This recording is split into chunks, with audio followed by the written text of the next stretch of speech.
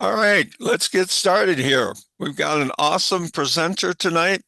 Jamez Staples is a CEO of Renewable Energy Partners, REP, and he's a development firm. And Jamez has been in this for many years, doing some amazing things in his community. And he's developed a training school and a bunch of things in his community. And I'm so happy to have him present tonight. So, Jamez, would you take it from here, please? Sure, Doug. Thank you for the opportunity to be here. Very, very much so appreciate the second invitation to present to you and your group, which has done a lot of amazing things. Just really appreciative for the opportunity. So, again, Jamez Staples, CEO of Renewable Energy Partners. I named this the Solar Road Less Traveled because I felt like the work that Renewable Energy Partners has done over the past 13, going on 14 years has been work that no one else would do.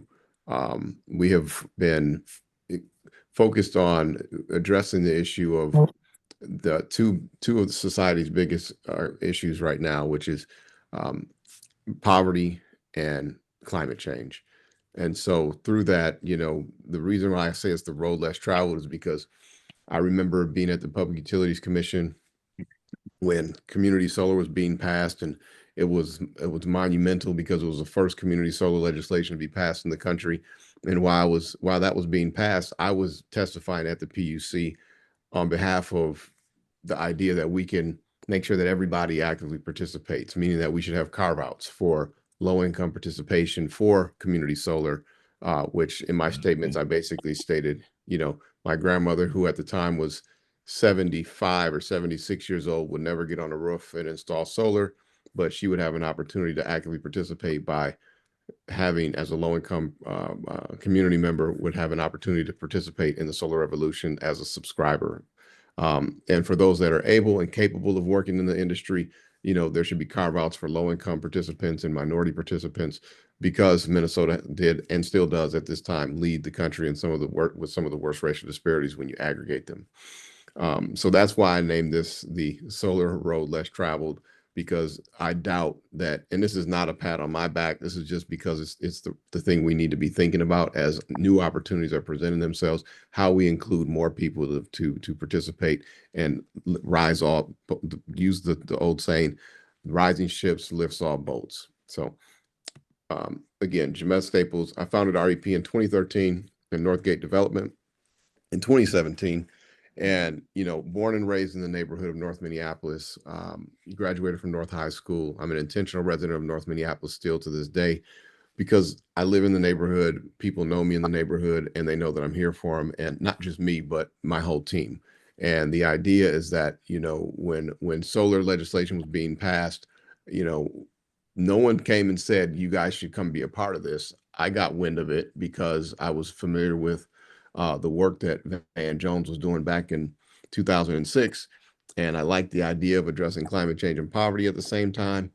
And I didn't know how to do it. But when I went off to college, I mean, I had already graduated with a 2-year degree, but didn't finish my 4-year. And I had 12 elective credits.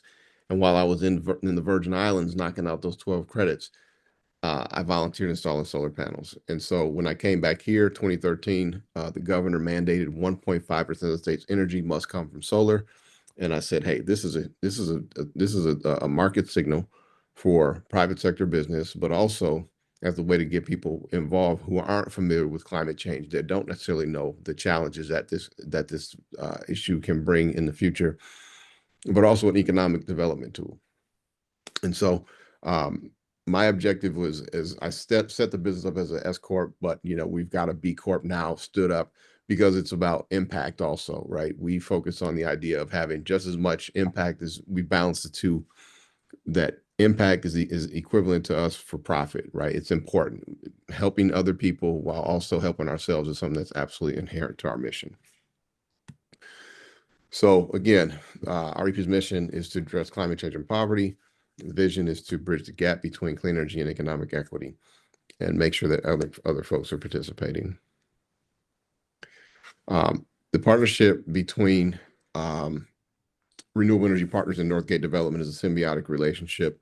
Um, when I started REP, I jumped on a roof. I joined Midwest Renewable Energy Association. I'm sorry, MENSIA. I'm sorry, Solar Energy Association, and quickly realized that there was nobody that looked like me in the room as an African American, and no one of really any other cultures that were really kind of representing the interests.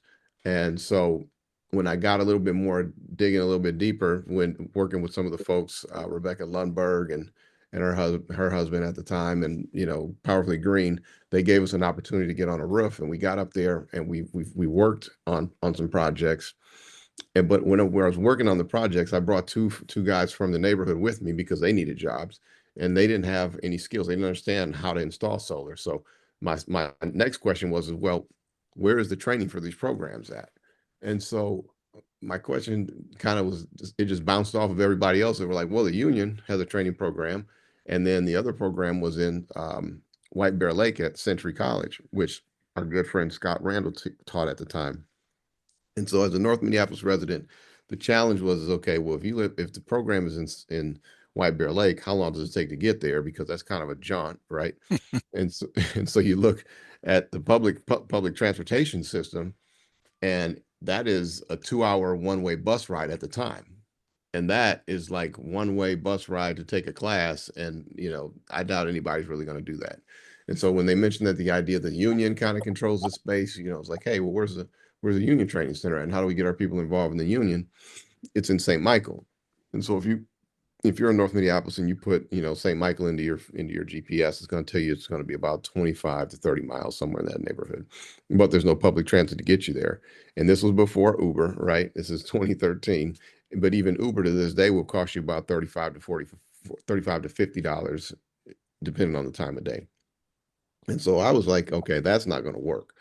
And so that is when, the state owned a piece of property here in North Minneapolis on the highest used transit line, which is the 5 bus line. And I served on the Transportation Advisory Board for the Metropolitan Council at that point.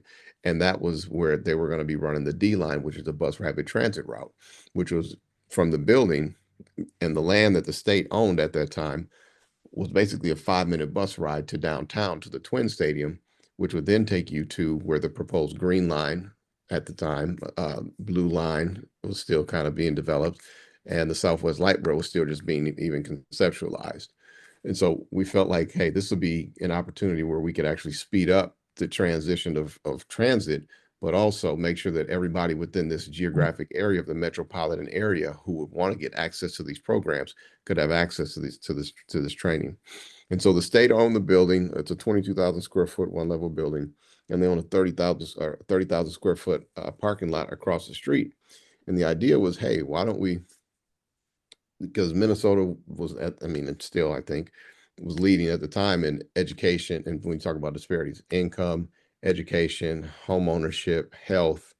I mean, you can probably add a couple more on there that I can't think of right now, but those were the disparities. And I said, if kids aren't graduating from high school, that's a big problem. So I said, hey, why don't state, you own this land, this vacant parking lot.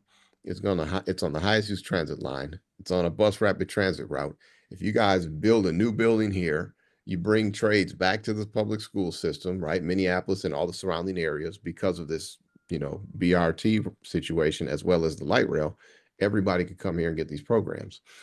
And it was a bunch of hemming and hawing, and everybody was kind of like, I mean, it seemed like everybody was pretty much on board. Everybody was saying, yeah, it's a great idea. Keep going, kind of pumping me up, like, yeah, go for it. And so I got letters of support from you name it, right? I mean, I had letters of support from the CEO of Excel Energy, the commissioner of Deed, the commissioner of Health and not Health, council members, you name it. I had 25 letters of support for this project. And at the end of the day, when it came to it, when I look back who was really behind me, it was kind of like nobody was really behind me. And it was very disappointing, but we kept pushing. And so that's when Northgate Development was formulated. Wasn't formed until I actually made the acquisition of the building in 2017. But I worked on this project for 3.5 years before that. And so at the time when the building went up for sale, I didn't have two nickels to rub together, right? They wanted $1.6 million for this building. I didn't have the money to buy it, but I'm a spiritual guy. I believe in God, and I wasn't even praying for it. I was just believing that things were going to come together, and they actually did. Someone from my church who believed in my mission and what I was working on had the resources, and they just basically lent me the money, and that's kind of how we made the acquisition of the building. And so they're fully paid back now. But that's kind of the relationship between how Northgate Development got started and Renewable Energy Partners. It was never that Jamez wanted to buy a building, never wanted to develop a training center. It was always just kind of like something needs to happen and somebody needs to do it. And I didn't feel like anybody else would. And even if they did, I didn't see anybody stepping up. Right. So we figured it out. God made a way. And so this is how Northgate aligns with REP, right? REP is a solar developer. We have vertically integrated into an installation company now also. As of, I want to say 3 months ago, we became an electrical contractor. We are installing our first project right now on the roof of a healthcare clinic. A 2 or 300 kilowatt system. I'm sorry, I don't have all the details of everything anymore, just because I'm trying to keep a lot of other things on track. And so that's our first project we're actually installing, where we actually brought people from the neighborhood. In addition to, we did contract out with another company to develop a community solar garden, which is 1 block away from here on the rooftop of North High School. And so the symbiotic relationship is that Northgate is a physical real estate owner, which we ended up not building a new building, but we repurposed the existing building. And the irony of the story behind the existing building that's here, it's a 22,000 square foot one-level building that was built in 1979 as a roller skating rink. So there are no interior load-bearing walls in this space. And so when we looked at how to design the facility, we had an open slate. And so at the end, you'll see I invite anybody who's interested in coming out and visiting the facility. Love for you to see it, because we've done some tremendous work internally to the building. But back to the point is that we've tied this together because REP is a developer installer, and then the facility is owned by the real estate company, and the nonprofit partners bring in programs to make sure that community members have access to the programs needed. Again, 1,200 Plymouth. So this was a big lift, as you can imagine. A 22,000 square foot building. A kid from the neighborhood who has never owned anything but a duplex at that point in my life. It's kind of like when the dog chases the car, right? And the dog catches the car. Like, what do you do at that point, right? And I had no idea.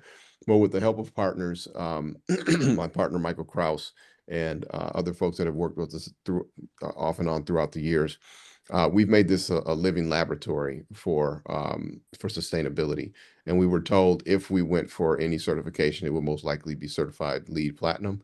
The building has 174 kilowatts of solar on the roof. We have the first smaller version of the Darcy Solutions heat pump installed here. The first system was installed on the Boilermakers in St. Paul, a 100,000 square foot facility. And this is the smaller version of a commercial demonstration.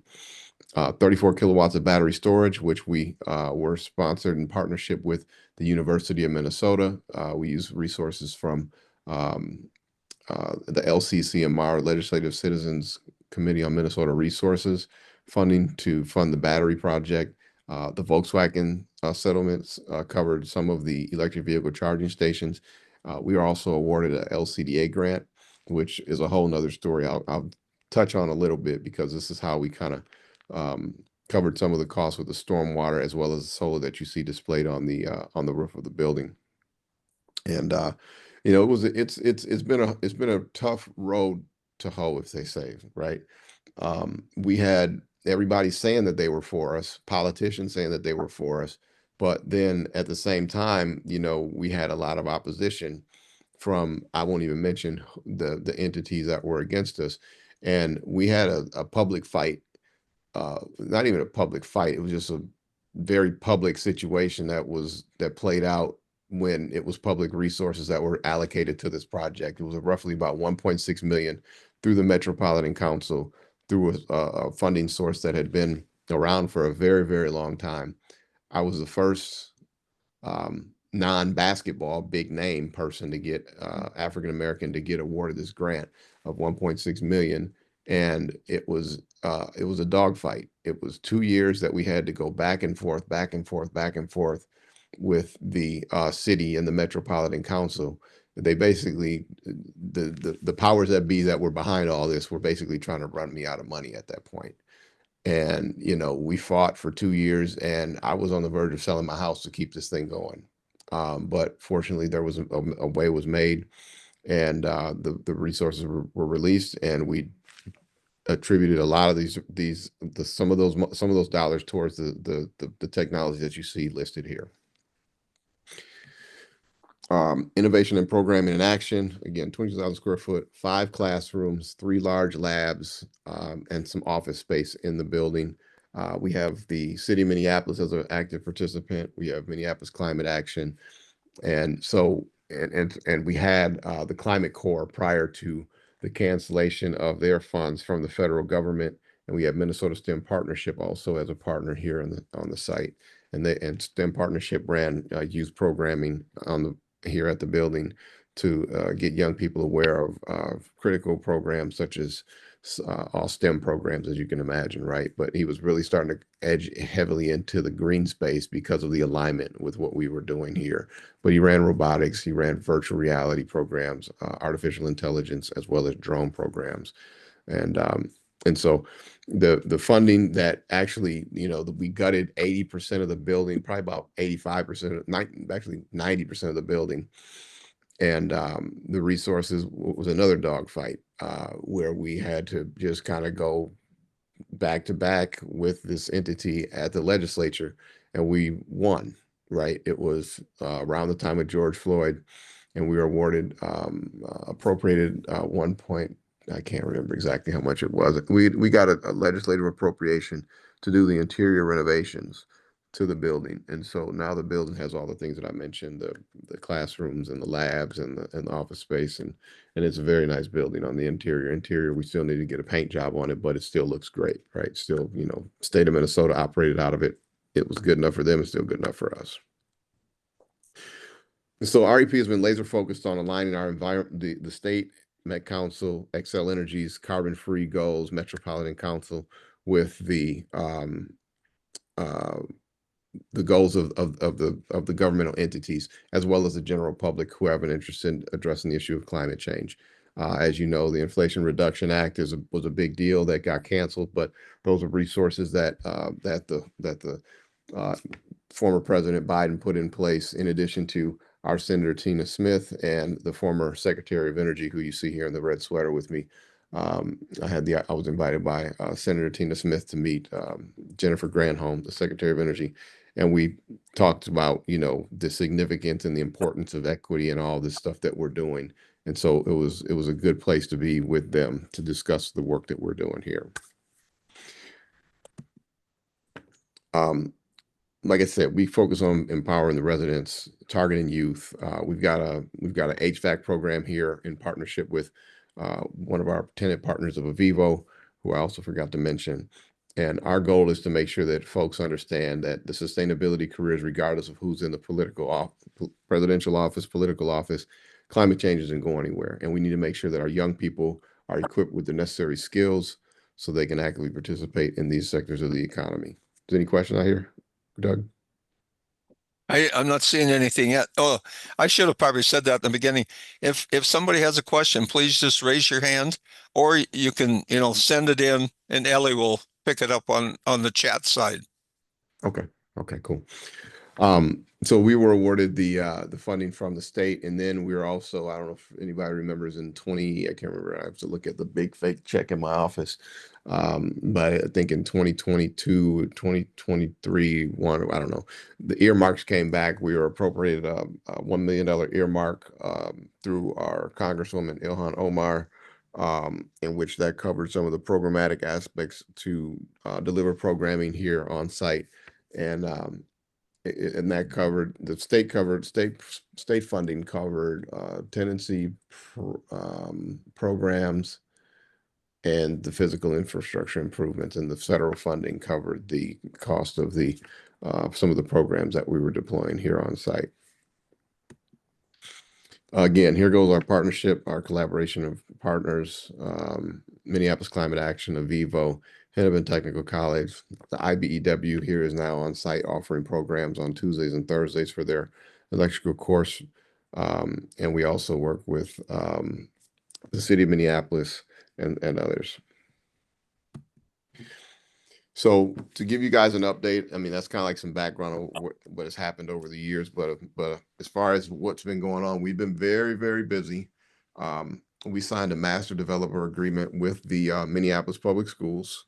So of the 78, sorry, 78 public schools, I got this in another slide, I'm sorry. We're going to put solar on roughly 50 of those buildings. We will save the school district roughly $2 million on an annual basis once all that solar is deployed.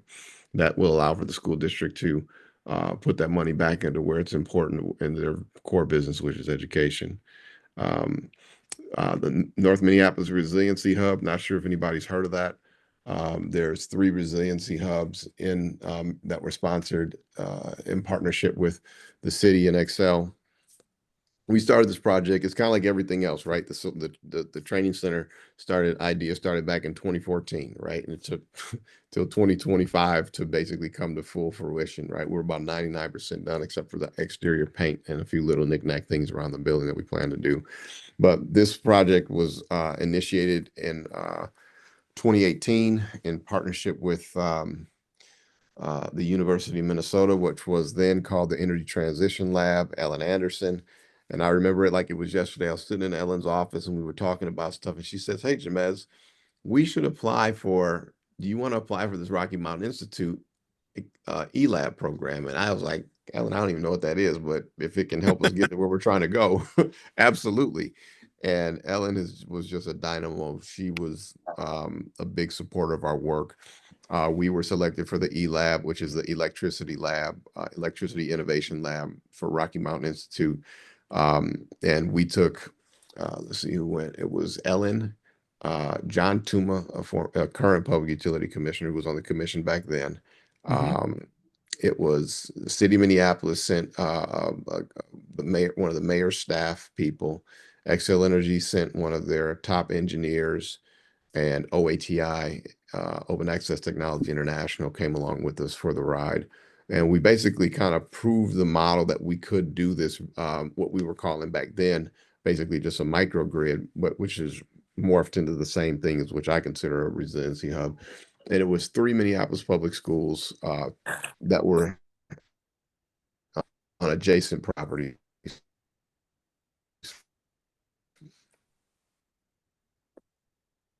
Jamez, you're kind of breaking up.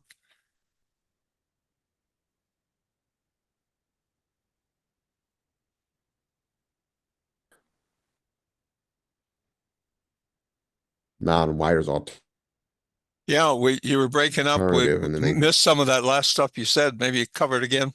this is how we got to where we are as Excel proposed to do 3 projects. And so there's a North Minneapolis Resilience Project. And so it was by the commission, Public Utility Commission, LEAP Technical Assistance Program. Then the Grid Resilience Infrastructure Program was a federally funded program in which Excel requested $100 million and was approved. And that because they didn't get the first round when we went to go to the commission, we thought these projects were going to cost $9 million. Well, when Excel came back with the quotes, it was $17 million, almost double. And so everything was put on hold. And that's how we ended up getting to this approval in 24. And so that some of those funds were Excel basically matched the 9 million that they had already been approved by Commerce with to get another 9 million from their grant. And so that's how the projects continued to move forward. We were awarded the second loan, not a loan, but we were awarded 1.2. We're the second loan approved by the Minnesota Green Bank in December of 2024 last year. And we're looking at completion of this project in roughly 2026. And so it's basically 4 Minneapolis public school buildings that this project that solar will go on. There's 1,239 kilowatts of solar on these four buildings. We have two 1 megawatt batteries. I think that has actually just increased as of yesterday because we found out that the battery that we initially were going to go with cannot operate under -5 temperatures. So they had to go back, and I think this one has more production capacity, storage capacity, I mean.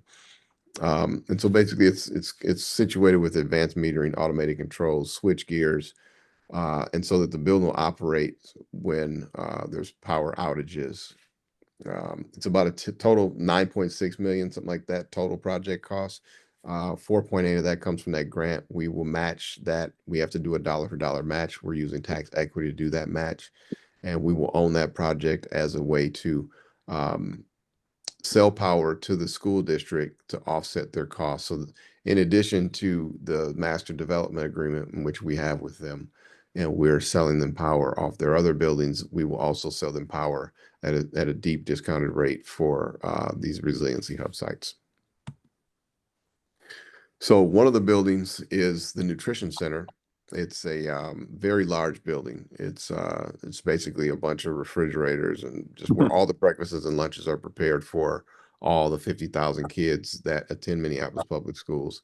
And so what will happen is that that building will actually operate in perpetuity because that building has a gas generator also that the district was already installing that we couldn't get in the way of, right? We wanted no gas, but it was already kind of on the road, and you can't stop something once it's already moving. They've already got the funding approved, but that building will operate in perpetuity, and that's so when we think about resilience.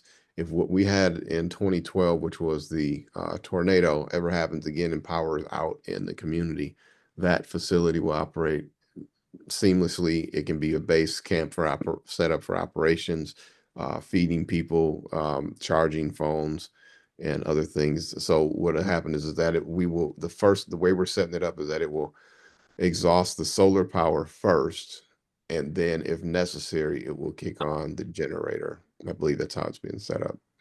And then obviously the sun comes up, charges the batteries, and then the generator most likely goes off, and then the solar kicks back in and whatnot. So then there's the maintenance operations center, which is kitty corner to the training center here on Plymouth Avenue. All these are, like I said, in very close proximity. There's kitty corner. Here's the maintenance and operations center.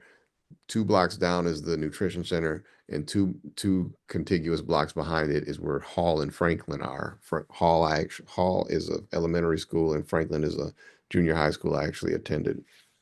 And so the maintenance operations facility will have they'll have EV charging and some other capacity to do what's necessary if there's things that need to be built or stuff like that during an outage or whatever. Next. So Resilient Minneapolis projects. Here are our project partners. We're the developer. We're doing the solar design and installation. Our partner, Enion, is our battery vendor. As I mentioned, we're getting a different size battery, which is going to have more storage capacity. OATI came back around on this second time, and they were very interested in again working with us. It was interesting because in the first round of this project, in 18, OATI, it just didn't work out, right? They were extremely expensive. And then Siemens, another global company, came around interested in working with us on the project, and it just didn't work out with them either. They wanted basically for us to kind of just take a back seat and they do everything. And I wasn't okay with that. Unfortunately, we held out because now here we are. Engineering group that we're working with, consulting engineering group, CEG. Unfortunately, didn't have their logo. And Excel, City of Minneapolis, and Minneapolis Public Schools. This is it for the most part. I can get, and I thought that I had more slides. I think I probably left them on another deck that I started earlier. But we've got partnerships that we're doing with Target.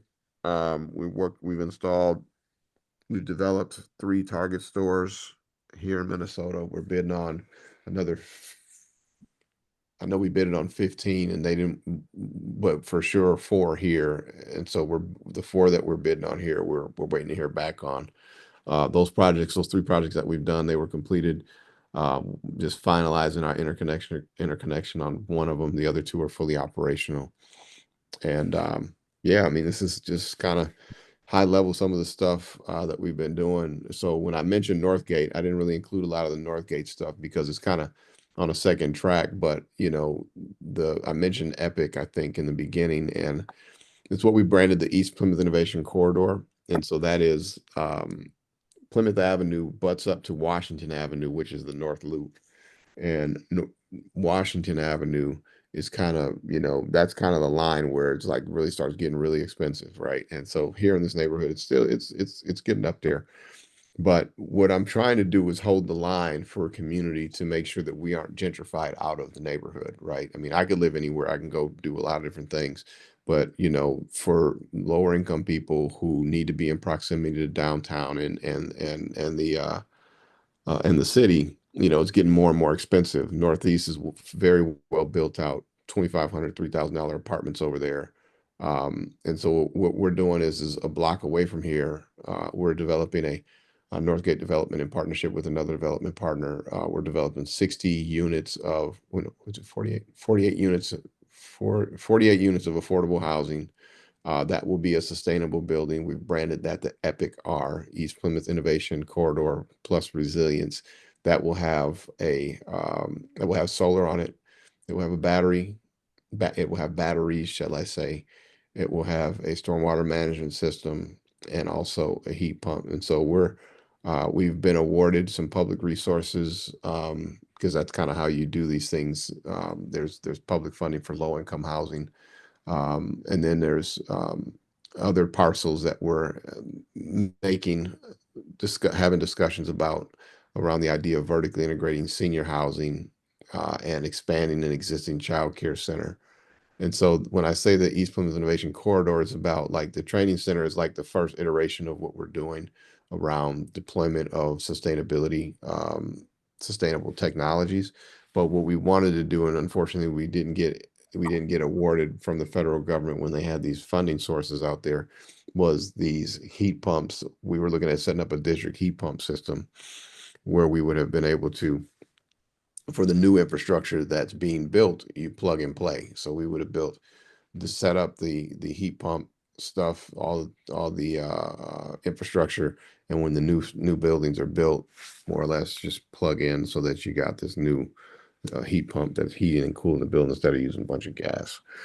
Um, I'm just trying to think. We just signed another master development agreement with the city of St. Paul, letter of intent, shall I say. And we've got some strategies in which we can work with local units of government and position them to win on these very expensive safe harbor things that are taking place. And so we've kind of we've got a lot of work that we're working on in terms of not just the um, solar, but also just infrastructure improvements and just tying people to the opportunities that the industries provide. So, Jamez, a quick question for you then. I know XL just got okayed for like upgrading 3 to 5 commercial buildings with heat pumps and stuff, and then mhm. also doing a bunch of homes with heat pumps and hydronic systems. Was your group involved in those at all with XL? Um, no, we didn't. We've just been busy trying to keep the wheels on the bus going round and round with all the work that we've got. As I Yeah. mentioned, we were starting to install solar on our own. So you know, we've got a lot of projects of our own. And so we haven't really kind of been outward. We've been more so insular, focused on how we just need what we need to do and improve system improvement process improvement so that we can make sure that we're doing the best work at the best prices to support people. Yeah. One other quick question, then I'll let other people jump in.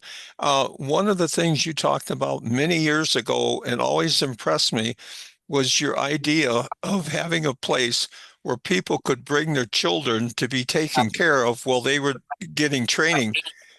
Have you ever, is that ever, come to fruition or? It's definitely something we have in the bigger plan. It's a as I mentioned, the three block redevelopment epic plan. And that is where on Plymouth Avenue, basically one block from me, from the training center where we have the development rights for the affordable housing. We're talking to an entity that runs a Montessori program for boys. They're running boys right now, but they're looking at possibly incorporating a girls unit. But that's where on the other side of that block is where we're looking at the vertical integration of the senior housing as well as the child care facility. There's a child care facility that's already in existence here. The Catholic Charities owns and operates it. And so we've had some conversations with them about the idea of partnering or acquiring and incorporating, because they're 20,000 square foot facility now. It's the same facility I graduated from when I was 5, and they haven't done much of improvements to that building. I've seen, I mean, they did a small addition, but ideally we just acquire that or work with them, tear that down, build a 40,000 square foot one level facility, but then integrate senior housing going up above. And so ideally, that is where the child care would take place if people who are taking a program weren't already involved in the Montessori program, who we're talking to about being in the affordable housing facility we're building. Okay, great. Oh, that's good to hear. Ellie, you got a number of chats coming in. Do you want to put some of them to Jamez? Want to read vigorously. I'm sorry, what was Well, that? If folks maybe. that asked a question want to just unmute themselves and read them out. Yeah. Okay. Okay, that works. You can put your hands up and stuff. Let me get out of this. You've got your hand up. You want to start? Yeah, hi, Jamez. Thanks for the presentation. My name is Wissam. I been doing microgrids since 2010, and Okay. I just joined a solar developer this week. This is my first Oh, week in the East Coast, but I live in Minneapolis. okay. Question I have for you is, why are you using batteries in some of these projects? Because we have good net metering and rates and laws in Minnesota. Was there a business benefit or case for batteries? Well, the projects that I made reference to were the resilience hubs. And so, yes, net metering is definitely a thing. However, if there's a power outage, the meter spinning backwards is not really an option if you don't have a battery, right? And so ideally, what we're seeking to do is make sure that for me, it's community first, right? If there's a power outage like what we had in 2012, we need to make sure that people can plug in medical devices, have their insulin stay, cold. Obviously not in this temperature, right? But when it's warmer out. And so ideally, yes, we do have net metering, and yes, those are the things that we're counting on to support the Minneapolis Public Schools on these at their time of use rates and all this other stuff to help offset those high costs that they absorb especially as we're looking at more and more of these data centers coming online and the demand of energy getting ready to explode. How are we going to meet what we need? And as you're talking about me and batteries, perhaps you should ask why Excel's looking to deploy a bunch of batteries. I forgot what the program DSC or something like that. If you look at the commission, they just approved for Excel to do a bunch of batteries. Yep, a bunch of them. Yeah. So I mean, that's me and batteries. We're just trying to meet the need, the demand, and help offset some of those costs so that the institutions, governmental institutions, be it public schools, cities, or whatever it is that are out there that we're going to work with, can basically offset some costs so that they don't have to absorb that, those peak demand rates. Got it. So yeah, I mean, I can reach out offline, but like Yeah. the reason I'm asking the question is because I looked at batteries, and for resiliency, I can just use a backup generator, right? They're still going to have electricity if there's an outage. So that was much cheaper. So Yep. I've been designing a lot of systems without batteries because it didn't make economical sense in Minnesota, but it's making more sense in the East Coast and West Coast. But again, happy to connect offline. Oh yeah, happy to talk to you. The generators, those gas, you're talking about a gas generator, right? For backup, you can use diesel or gas. right?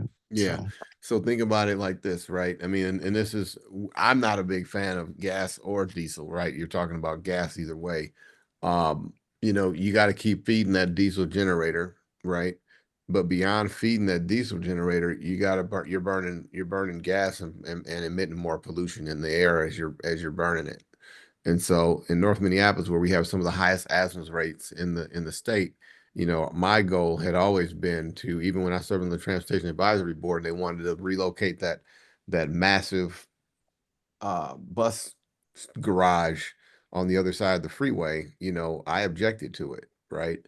And so, you know, my thing is I'm just trying to make sure that as and I'm not going to get into the heart plant, right? Like, you know, I'm trying to make sure that my community is also being treated the same as other communities would be. And I don't think that a lot of people would be, if they had these issues, they would be okay with the idea of gas being burned.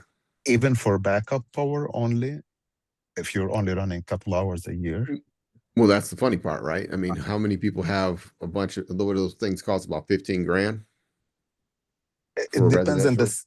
It depends on the size, but I want to be respectful of everyone else's time, and I know you have Oh, other yeah, questions. Happy to reach out. I connected with you on LinkedIn. We can talk more if you're absolutely. interested. Yeah. Thank you. Thank you so much for your questions. Thank you, man. Yeah, Really appreciate it. Look forward we'd to talking. also like to talk to you at MRES too. Please call us, okay? Sounds good. Okay, Chris, do you want to jump in? Oh, I have, I put my questions online there. I was, what did I say? Oh, I wondered if you managed to benefit at all from the IRA or the infrastructure bill, or did that money go away before you had a chance? Yeah, unfortunately, that money was, you know, we were planning to, we had been waiting for Commerce to get some of that money from the Solar for All. And unfortunately, what happened was Solar for All, the Commerce Department did not get the funding that was expected. And what ended up happening was we were in the middle of developing a solar garden. We were expecting very low rates with that money, and now we got stuck because I'm so deep in that project that now we got to do the project where it doesn't even make financial sense because of the rates that we're paying. But you know, no, we didn't get any of those resources. We were in alignment with a lot of entities that were positioned to get it, but like I said, unfortunately not. Sorry about that. And the other thing I was wondering about is, it's just so cool what you're doing, so impactful in so many ways, and congratulations for your just tenacity to make Thank it you. happen. But I was wondering if you had an interest or capacity, or your group, to be a catalyst for similar programs, similar workforce training in other cities. And what comes to mind is, and I haven't followed him recently, but Bob Blake, with Solar Bear, is doing a lot for Native American communities, and similar kind of initiative and fervor, and I was wondering if there was something like this going on in other places that you could uh, help with. Well, yeah, you know, ideally, right, if this thing wouldn't have taken so long, the training center itself, right, and all the opposition that we had, our objective was to basically, as they say, rinse, wash, repeat, right? Like kind of give people the playbook about what we did and how we did it in these urban neighborhoods and even rural neighborhoods for the urban, because we know what the urban looks like, right? We know there are a lot of poor neighborhoods in urban areas. And if you could locate something on a transit line, you can get to it, right? And everybody could have access and people can lift themselves up out of their situation. But yeah, no, I know Bob, and Bob is doing great work. I'm disappointed that the federal government has canceled a couple of his grants that were awarded. But you know, Bob's resilient and he'll continue on because that's just the kind of guy he is. So I'm happy to hear that you know Bob. Yeah, you two are definitely heroes, I think. Yeah. Barbara, do you have a question too? You're muted.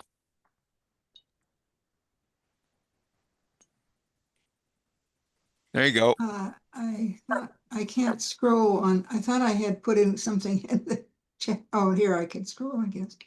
About safe harbors? Uh, Yeah, Safe Yeah. harbors. Yeah, what is, you said all that safe harbor stuff, and I just wondered what you meant by that. Oh, safe harboring is basically so as you all know, the big beautiful bill basically put a complete crush on the maybe you don't know, I'm sorry, on the tax credits. And so the tax credits will be expiring for the residential market at the end of the year. And if you don't have safe harboring is basically where you're taking a position, you've got a project, you can commence construction within a certain period of time, but you have to buy the equipment and material in advance in order to make that project happen. Mhm. And then you have so much time to complete that project. So that's basically what safe harboring is. And so our safe harbor project, I call it Operation Safe Harbor, because we've got a strategy that we're deploying to help that we're seeking to utilize specifically for governmental entities that are hopefully create some tax relief for the people that are in the cities and like public school entities that are utilizing that will work with us so they can dump more of their resources into education instead of operations. And operations basically is what covers your utility bills. Okay, thank you. Jamez, are you gonna get crossways in? I know the other thing that's driving a lot of people crazy, is all this made in America. And so the laws on that have seemed like they've really tightened up. Is the stuff you're working on, are you clear of that? So you have Oh. enough content to American? Yeah, that's a whole nother thing, right? There's the tax credits, there's the foreign entity Yep. FIAC situation, there's made in America. I mean, there's so many different landmines that you can step on in this situation. If you're not careful, you can end up with a lot of material that might not get deployed. It's interesting because we bought, before this was even really a thing, um, we bought, I want to say 3 or 4 megawatts of panels. And, we're like, yep, this is going to be great. We got them for a decent, really good number. And now kind of wish we wouldn't have done that, right? Because now we're trying to figure out they're clearly foreign panels. And now it's about, all right, where are we going to use these? So we got a pipeline that we'll be able to deploy them, but that pipeline is going to occupy our crew capacity. So we got to stretch and get more crews so that we can do more work when we meet some of these requirements for the made in America stuff. There's a whole thing to it. I mean, it's not like you just say, "Oh, where was it made?" No, there's content. They want to know the Yeah. exact percentages, and they want to know. it's Yeah, that's it's crazy. tricky. Yeah, it's tricky, man. It's very tricky. So we're being careful. We'll just say that we're being very careful. Okay, that's great. What do you, just follow up on that? So where are you going to source your panels?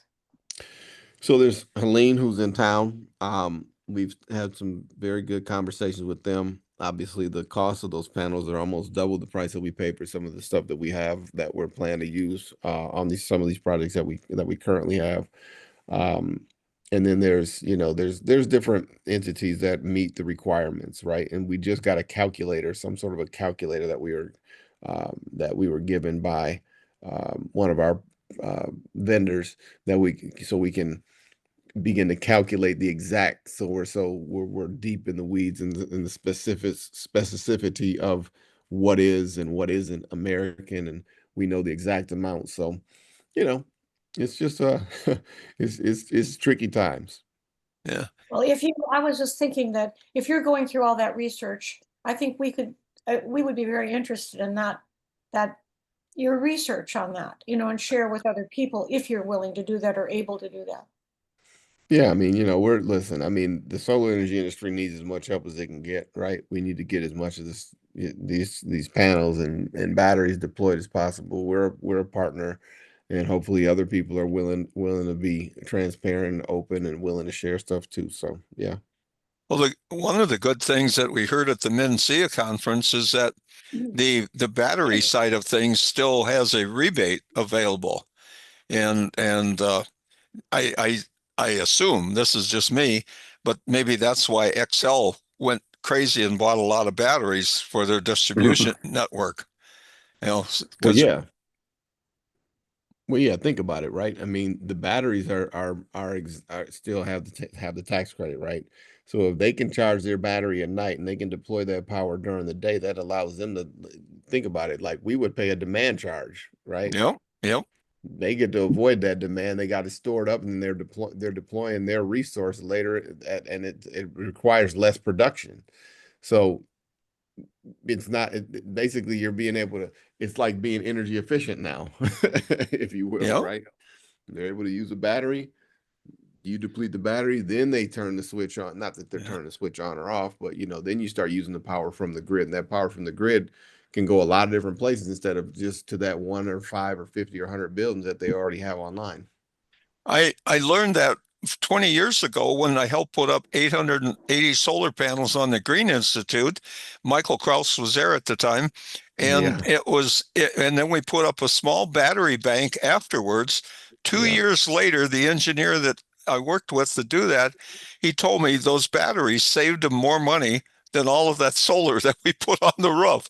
So there you go. yeah, that demand charge is a killer. So Yep, that's exactly what it is. And it's interesting because it's funny. I was talking to Michael yesterday. He said Doug was on the roof 30 years ago in 2003 helping install as a volunteer those solar panels. I said, yeah, it was. that sounds like Doug.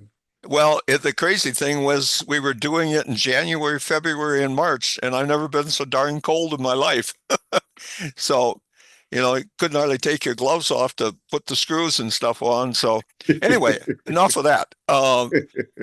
Anybody else with questions? Kim, do you have something? Yeah. Hi, how you doing, Hey, Jamez? Kim. Good to see you. Thanks for You your too, bud. presentation. It was fantastic. And Thank you. yeah, just awe-inspired by the work that you're doing. I'm wondering, there was obviously, it was a little in the weeds on the resiliency hub for a while. And your project's moving forward. I'm just curious, Sabathani or the American Indian Center, any updates on that in regards to, sort of the funding, and are you guys working on those as well too? We would love to work with Sabathani and the American Indian Center. We basically held Sabathani's hand through the whole solar process I know and you kind of did, gave him every. absolutely. And then they said they had to issue an RFP, which was fine. But then we haven't even heard anything back about the RFP, and we haven't heard anything about anything. So we don't know what's going on there. I mean, we got to keep on doing what we're doing. Mm-hmm. And as far as American Indian Center, we did have some conversations, but American Indian Center is very interested. They're not interested in anybody owning anything else on their building, which is understandable given their history. Yeah. Ideally, we told them we could do the 5-year flip, right? Mm-hmm. Tax credit period. We own it. You get it at the end of the tax credit. They weren't interested in that, and they were looking to still fundraise for that. And I don't know how they're doing with that for the solar.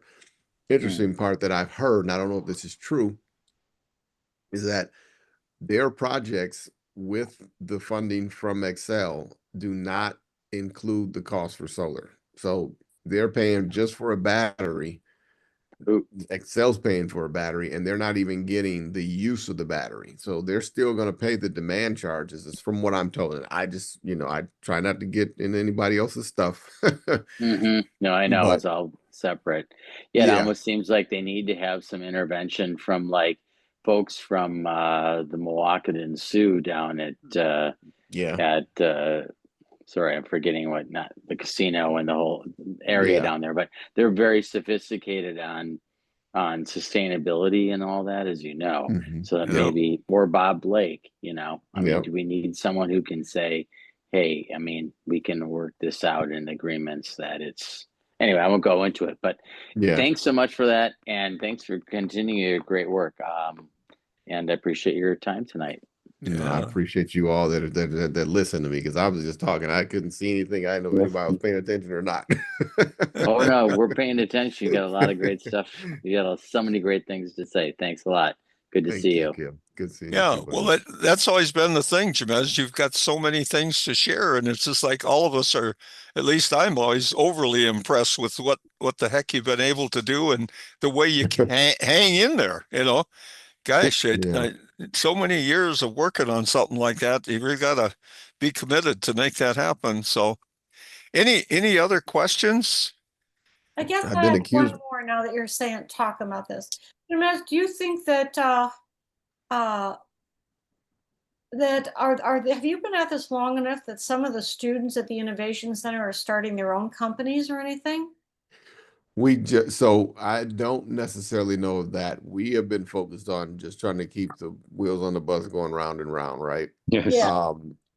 We were working out of one room and it's probably about a 400 square foot room while a lot of this work was happening. So all the work just recently got wrapped up in the last year. We have not seen anybody that started that. We did hear there were some aspirational people that wanted to start companies for sure. We've had people that came from out of town that had their own companies that were excited to take these classes. So, it is my hope that people will, right? I mean, we've got the union in the building teaching electrical courses, and I'm sure that there'll be some people that go and start their own shop after they go through their apprenticeship process. But yeah, I mean, I look at it like this: the more the merrier. We need as much workforce as we possibly can get out here to install solar. And because I look at it like this, as a developer, we feed people to do the work, right? We give the work out. And even though we have our own little 4-man crew right now, that's not enough. We need more of those people. So ideally, I look at it, ideally, if we can get more people from a cooperative mindset to come together, to work together, become experts, and then go off and do their own thing, that's great, Yeah. I look Did at it like our solar boat regatta. We have one fella who was a student who's now building solar boats and selling them, and we like to take some credit for that. Well, you get all the credit. He probably wouldn't have did it if it wasn't for you all, okay? So you guys keep on patting yourself on the back, and hopefully more kids come out wanting to do stuff like that. Yeah, well, we've had substation engineers and all kinds of stuff come out of that Wow. program, so it's Wow. been awesome. Bring some of your kids over, make a team. Jamez, we could use you guys. You got your robotics group there? Unfortunately, robotics isn't here anymore, but I will tell you, like, I have no problem. I might help start a team. Yeah, I think that would be cool. I like sailing. Well, I know somebody that always has good questions is Peter. Peter, do you have any question for us tonight? I only asked, did you say North High and the Innovation Center, those are solar gardens? So North High School is a community solar garden. There's here on the building is our system, which is behind the meter, so it spins the meter backwards, right? So Okay. we've got some other solar gardens that we're developing now, as I mentioned, that we were hoping to get some lower cost funding for, but we're still moving forward with them, even though it's not the best situation for us, but it's still going to benefit community. So we're going to do it because it's one, we're in too deep, but two, it's we need more people. We see what's happening financially. People are struggling, right? And Sure. if they're talking about 13% increases, and I think is in New Jersey, this is going to be something talked about on the governor's race, about rate increases, about how, I mean, this, I'm worried. I'm worried. So we're doing what we can. Okay. Jamez, North High School. I was gonna say that solar panels on North High School, does that power the radio station too?